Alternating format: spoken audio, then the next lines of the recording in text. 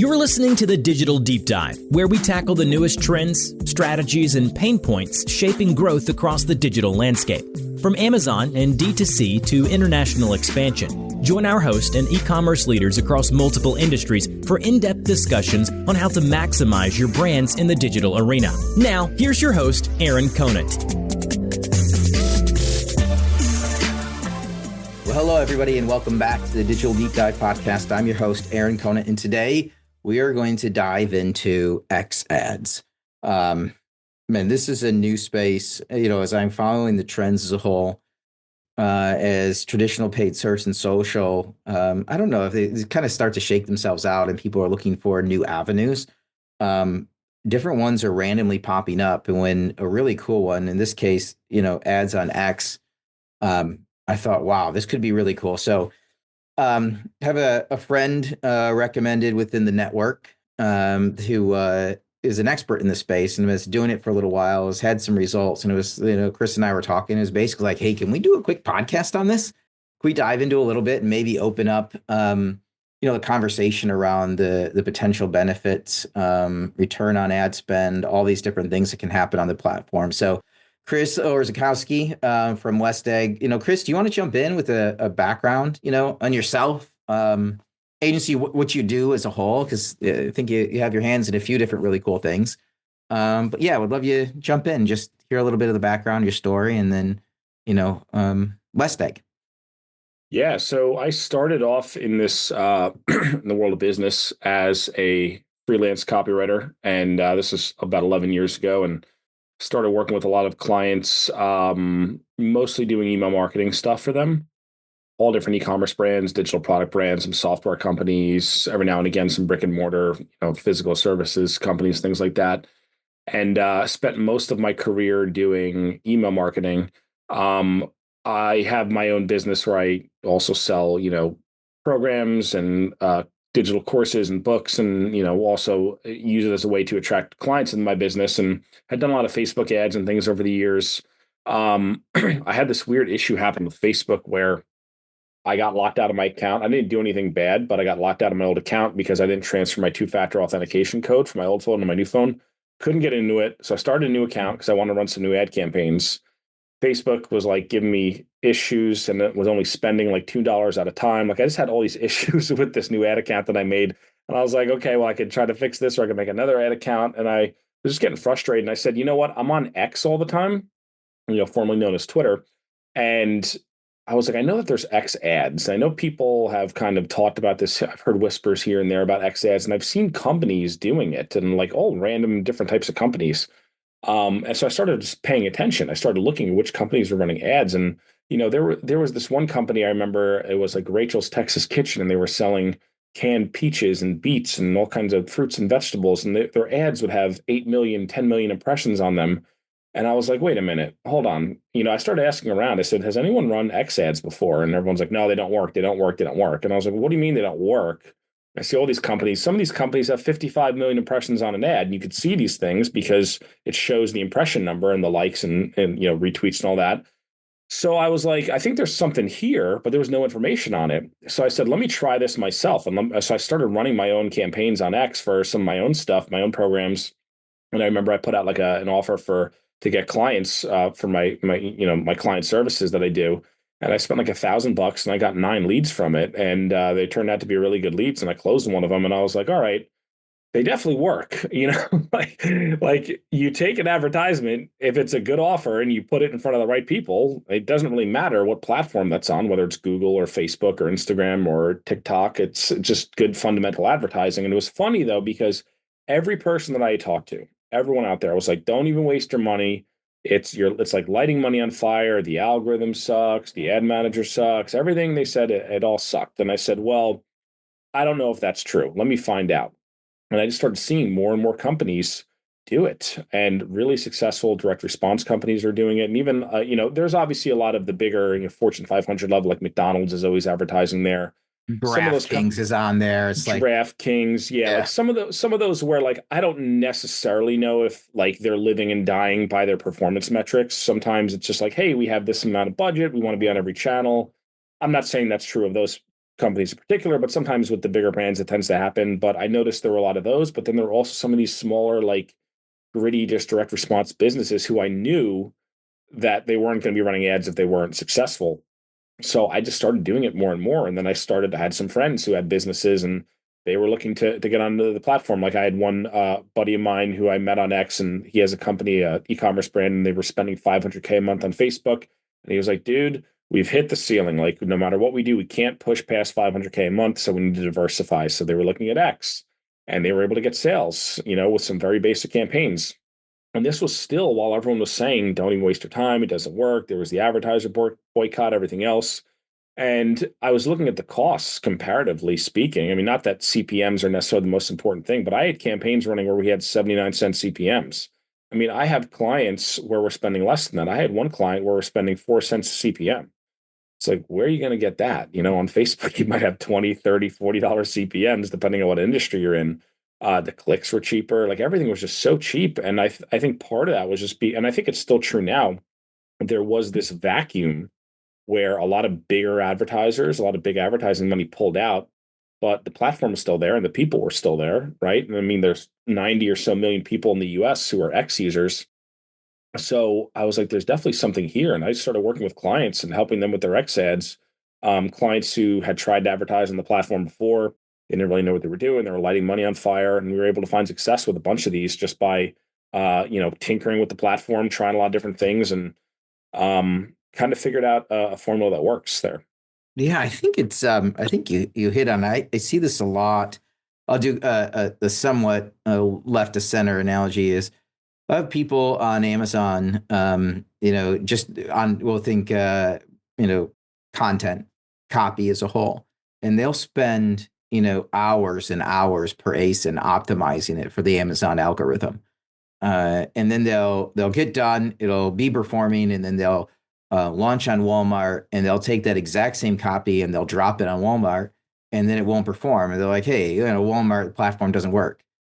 And when you talk about the people who really know, the Walmart marketplace, they're like, yeah, you have to optimize the content for the Walmart marketplace. You can't just take your Amazon content and drop it on there. It doesn't perform the same. And so that's kind of what I'm hearing is, people want it to be, as easy as Meta, right? And they want to be able to take exactly what they have and just switch on another platform and have it roll. And what you're saying is, I mean, you can do that, but you are just wasting money in a lot of cases, right? Is it like, how much work is it to optimize an ad? Yeah, I mean, they're definitely different platforms. I mean, don't get me wrong. We've definitely, for a lot of these clients, we've taken creative that's been winning on Meta and Instagram, and we've used it. But a lot of times the copy for the ads itself is very different just because you have a 280 character limit. If you're including a link in there, then that's even less. So there's definitely a lot of nuance in terms of how you want to write the copy. The creative formats that work, I wish there was a standard, for every brand, it's a little bit different. And usually we just kind of test out a lot of different frameworks, and then see which ones are some brands, the statics absolutely crush and work really well. Sometimes the video ads work better.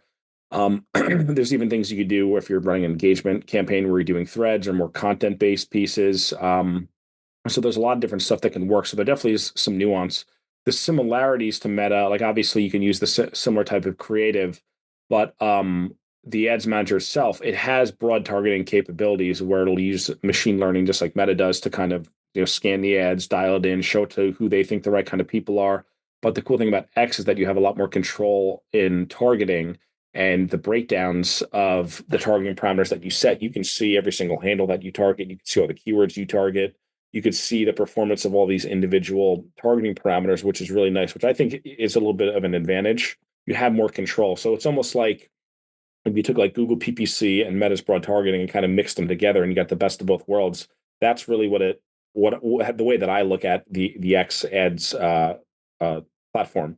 And it's just getting better and better every day. Like they probably about, I want to say around a year and a half ago, give or take, they introduced event pixels. So you could optimize for conversion, which was something in previous years they didn't have.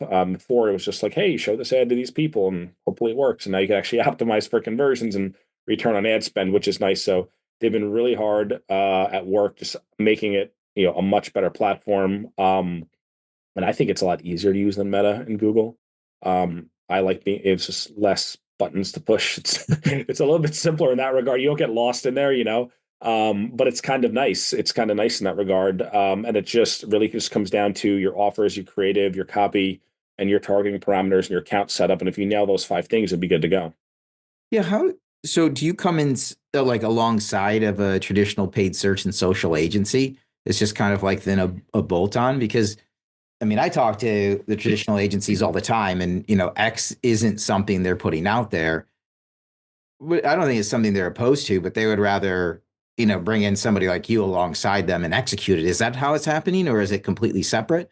Or do you have like a whole traditional paid search and social arm as well? Yeah, I mean, we do done for you for some clients, and some just want consulting because maybe they have an agency or they have an internal team. Sometimes that's the case, and they want to be trained up on it. So it really just depends client to client. Um, so yeah, there's a lot of different ways we do it. But it's just like it's learning to. There's a lot of things that people do wrong when like I've gotten into accounts and they're paying $18 a click or they're paying $20 a CPM, and like I see those things immediately, or they're like, hey, we spent $2,000 and had nothing to show for it, and then I go in, retool everything, and we start with $100 a day, and all of a sudden they're seeing conversions and positive things happen. Um, a lot of people just don't know how to structure things properly. They don't know how many creative assets they're using, and they don't know what kind of copy they can use that's actually going to attract the attention of the users on the platform. I mean, like obviously it's a large amount of people, and but what I always say is like it's a different pocket of people. So it's not that these people don't have other social platforms. Like I have a Facebook account, I have an Instagram account. I probably spend 10 minutes a week on those, but I'll spend hours every day on X, just because that's the social platform that I like to hop onto. So for a lot of people, what they tend to see is that their first time visitors or first time customers, they're just tapping into like it skyrockets because they're tapping into a whole segment of people who are on social, but they're not on really spending any time on LinkedIn or any of these other or YouTube, even any of these other platforms. It's like that their platform of choice is X. So it's almost like a blue ocean in that regard where you're going to tap into so many people who are never even seeing your Facebook ads or never even seeing your Instagram ads. So for a lot of people, it just depends. Some people want it for channel diversity. They're just so dependent on one channel. They're worried, what if Google shuts our account down, which sometimes happens for any reason or for no reason at all sometimes. No, Same sure. thing with Facebook. These things happen. I was talking to a guy one time. He had a business selling like infant clothing, and he got shut down from Google with no explanation and no ability for recourse, right? So it's just reducing some of that single channel dependency. The performance kind of varies for certain brands. For certain brands, we actually get better customer acquisition costs on X than we do on Meta. So I can't say that that's going to be a guarantee for everyone, of course, obviously, but other brands also, they might just have different demographics or psychographics that they're going after who are more native to X than to other platforms. Um, Obviously, if you're going for, if you have a Gen Z market, you're probably going to spend more time on TikTok. If you have more of a boomer market, you're probably going to allocate more spend to Facebook, maybe even to Instagram or even to Google. If you have more of a millennial audience, you might find your people are on X. I'm not saying those are the only people there, but depending on what you sell, you actually might be missing out on a great source of traffic that's super cheap.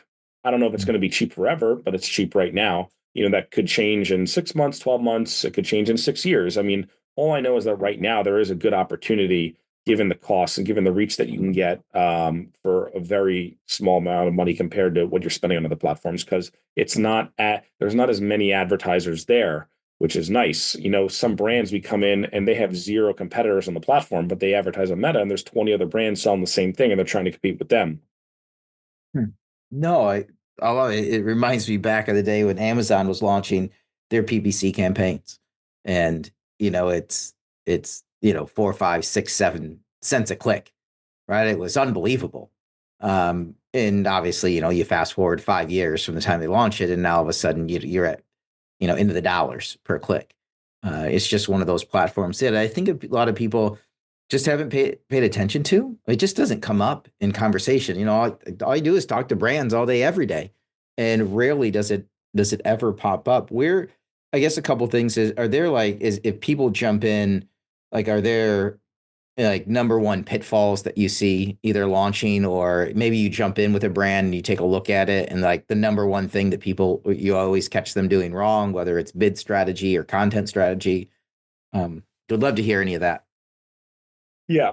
Um, One of the things that I see a lot, and I'm not sure why this is exactly, but sometimes I'll take under I'll talk to a potential client or a new client. I'll take a peek under the hood of what they're doing, and I'm like, how are you targeting? And they're like, oh, we're running some follower lookalike campaigns, and I'll go in, they'll be targeting 4 people, and I'm like, well, that's not enough. Even if it's a lot of people, even if those accounts have individual followers, what you want to do is basically pick anywhere from 50 to 75 follower lookalikes.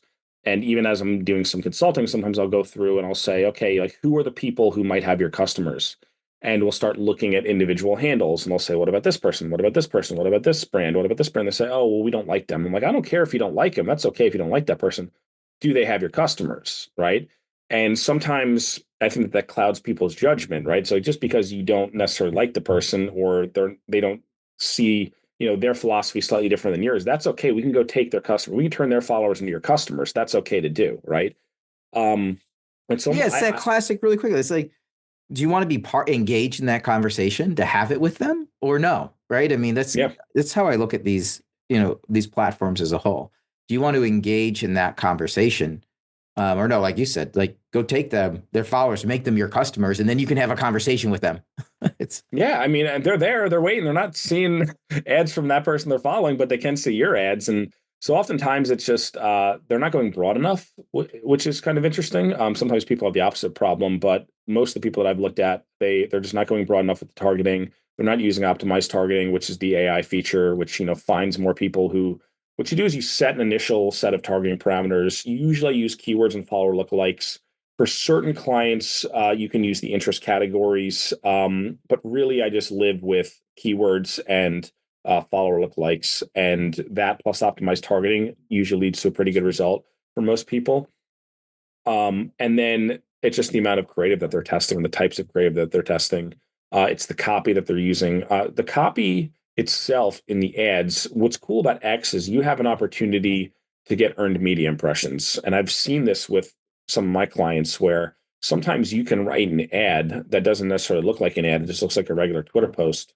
I've done this in the political space for some political advertising clients that I've worked for, where we'll write something that has obviously a very biased political message. And when people see that, they'll either agree with it or disagree with it. And sometimes people will disagree with it and they'll say, hey, screw you, right? And they'll reply back, or they'll quote tweet them and say bad things about the person. Obviously, in the political space, that's kind of par for the course. That's what it is. It's always 50-50, right? Half the people who see any political message are going to hate it, the other half are going to love it. But what's cool about that is it's earned media impressions that you didn't pay for, because every time someone retweets an ad or quote tweets an ad or tags someone or replies or whatever it is, you get free impressions. I don't really think that happens. It doesn't happen on Google. It doesn't happen on YouTube. It can happen on Facebook, a little bit Instagram. I don't really think there's a way to necessarily do that. I mean, sometimes people repost ads, but people repost ads and engage with them all the time on X. And that's why, that client with the 4 cent CPMs, that's why we're getting tens of millions of impressions that we did not pay for. And we're able to run profitable campaigns with an average order value of $4.99, which we wouldn't be able to do on Meta. Like we could not make the costs work on any other advertising platforms with an AOV that low. But because of the sheer amount of, I mean, with that client that I'm mentioning in particular, we have gotten about 350 million impressions spending less than $20,000. I'm not saying every company is going to be able to do that.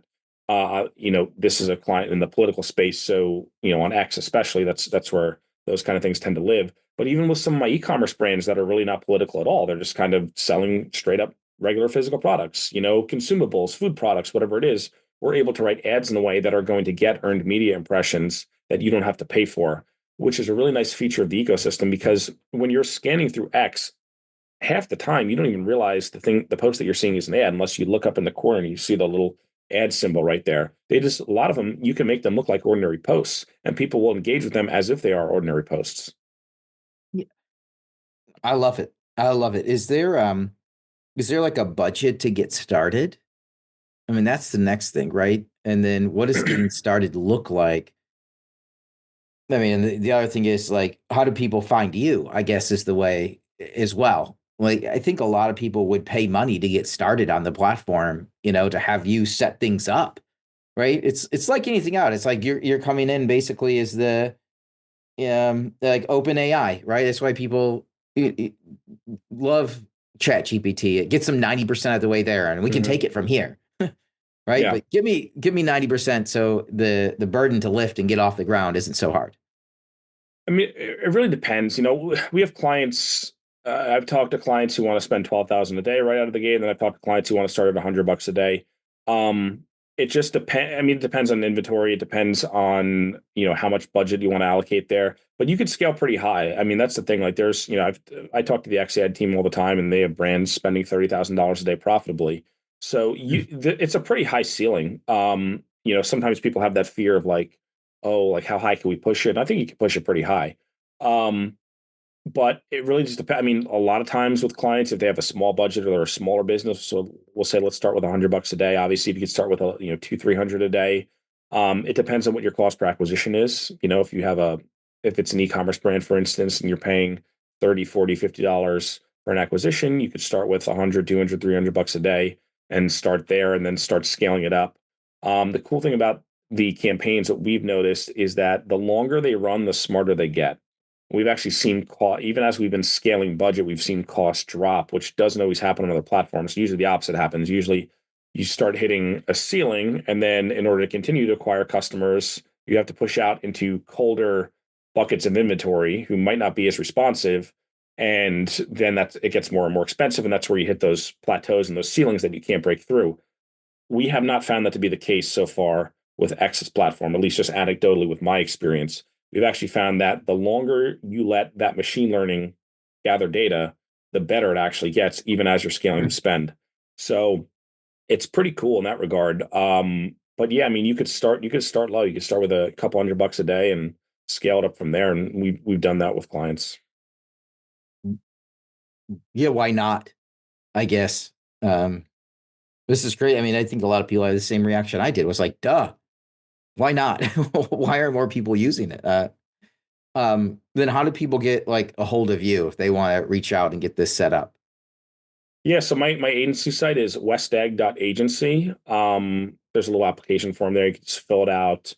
I'll get in contact with you, ask you a few questions about, goals, budget, products, all those kind of things. But what I always tell people is, if you think your customers are there, they probably are. If certain brands, they just have certain types of people that they're going after who might be living on X more. But even if you're not sure, we could always have a chat, and I could say, based on what I've seen, I think your people might be here. We could run an audience test and see what the the list size would be of certain people in the market. But it's a pretty cool place. It's a pretty cool time. Like, I don't know if it's going to be like this forever, and it's not like an urgency thing. It's just all these, I remember back when I was starting as a copywriter, I remember running campaigns and getting clicks for 5 cents. And I was stupid for not dumping all of my money into those campaigns early on.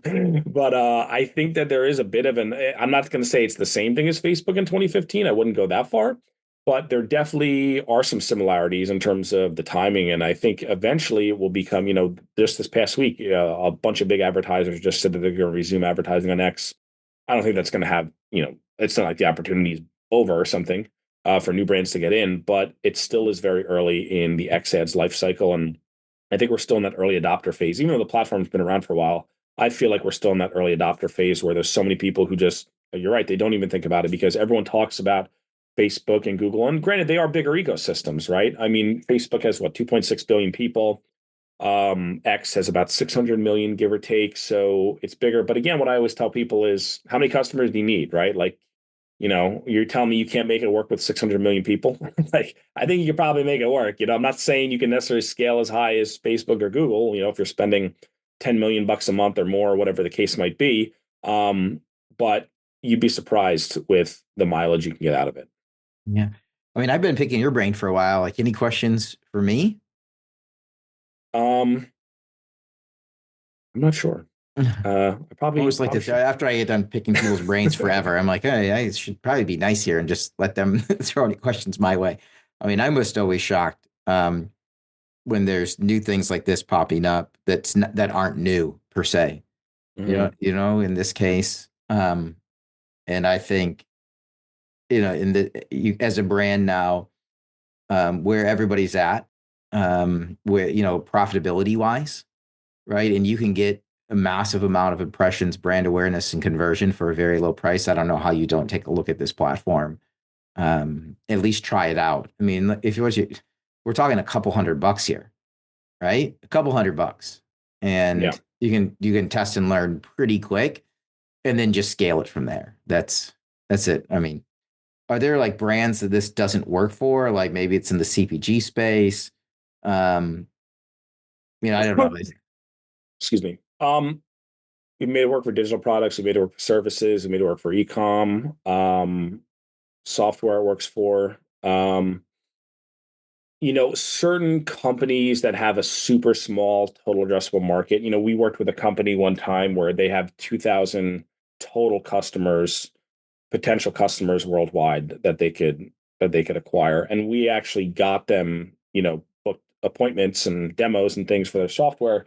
But the total addressable market was just so small. It was just such a niche company that even though they were finding success, it wasn't something they were going to be able to push out, and get significant scale with.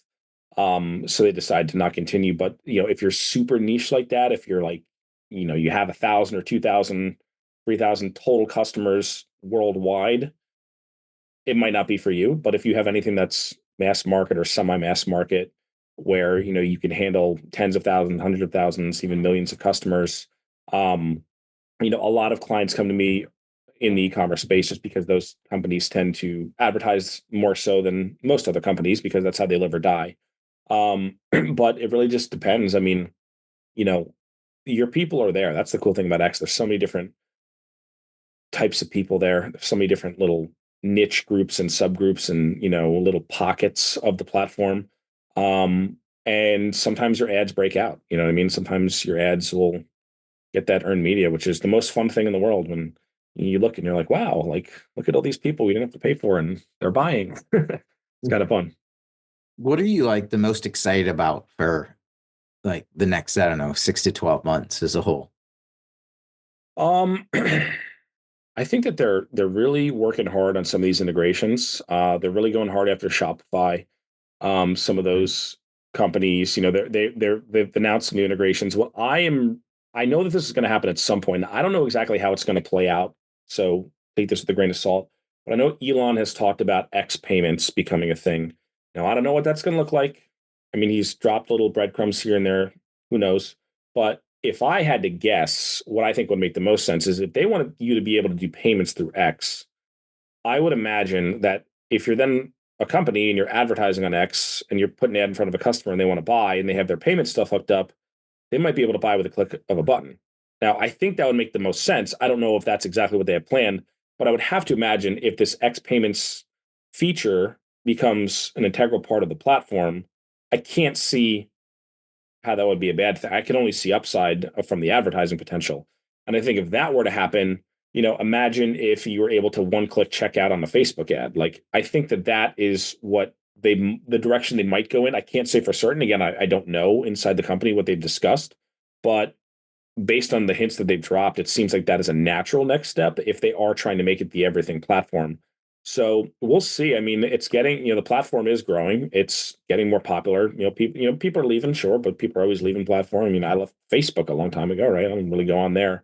But there's a lot of growth, a lot of exciting things. They're adding more video components. They're developing the integrations. There's more of these Shopify integrations. I think they're just trying to make it more accessible for everyone. And right now, too, they're offering like tons of ad credits. Like you can get a large amount. I think for Shopify sellers up to like $100,000 in ad credit matches, which is, excuse me, pretty insane. So it's basically spend a dollar, get a dollar up to 100K. I mean, there's some stipulations on that. And I don't know if they'll be doing that forever, depending on when you're watching this here at home.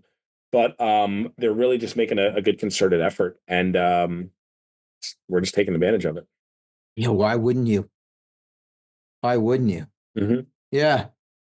I mean, if they can do an ad match and you can double your return on ad spend, essentially, right? If they're going to do a match, you're getting twice as much for the same price. You're going to, as long as you're targeting correctly, you're going to double your ROAS. It's crazy. I just think we're at a point in time when the conversations are around profitability, when the conversations are around performance, and when you get to the end of the year, you need to be able to say, "Hey, we tried everything," and here's at the end of the day, it just so happens, there's fewer people spending less money or whatever. If you're going to justify why stuff is down year over year, I guess if you're massively growing, it's a little bit of a different story. But a lot of brands aren't in that position right now. They're in this position of, hey, I need growth. I need additional customers. I have a lot of people looking outside the US right now as, the total number of people in the US spending money is down. Like, oh, well, let's just go international. Let's hit a Amazon EU market or the EU market as a whole. Are there new trends that are popping up that people should be aware of? Trends in the ad. I mean, I'm not sure. I haven't really noticed anything. I mean, we just focus a lot on the fundamentals. Mhm. So I'm sure that there might be specific things you do at a very high spend level in terms of account structure, things like that. But for most people, we just do really good, really efficient, cold Yeah. customer, Keep it simple, right? acquisition campaigns. And I mean, there's like I said, they've upgraded their audience features too, where you can do lookalikes and you could upload custom audiences. There's a lot of some new AI tools coming out in terms of building audiences that can work well. But even just with the optimized targeting, like they can find your customer. They have enough data. I mean, the thing is, some people post so much and read and engage with so much, and like, if someone mentions the word bicycle and you sell bicycles, you could target all the people who tweeted about bicycles or liked a post or commented on a post about bicycles. Like, it's very cool in that regard. Like you could just laser target, like sniper shot people with the right kind of ads at the right time in their life, Yeah. It's really nice. It's a lot, you have a lot of control over it, and there's a lot of things that you could test. But if you have good offers, it's and that's the thing too. Like I noticed even before I got into the X ad stuff, I was like, I buy stuff from X all the time. I see a person I like, they recommend a product, I go in and buy it. And I'm like, why wouldn't that work as an ad? And it turns out it does. It's this advertising thing works. Who would have Yeah. thought? Go It's figure. crazy. It's funny. Well, Chris, thanks so much for your time today. Chris Orzechowski, everybody, check out westegg.agency. They're just doing some really cool stuff in the XAD space. Worth reaching out and just probably setting up some time if this is a space you're interested in. But again, Chris, thanks so much for your time today. With that, we're going to wrap up this episode of the Digital Deep Dive. Thanks, everybody, for listening in.